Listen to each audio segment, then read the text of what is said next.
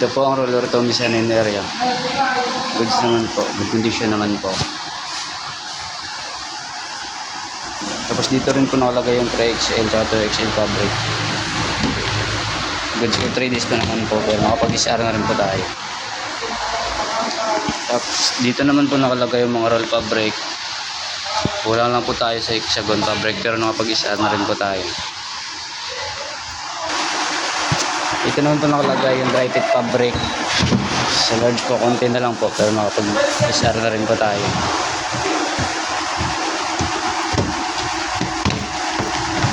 Ito XL goods for 3 days pa naman po. Tapos dito rin po nakalagay yung mga Kiana fabric. Pakarating lang po ng mga fabric natin. Goods for 1 week po. Ito naman po yung painting rack. DM painting po.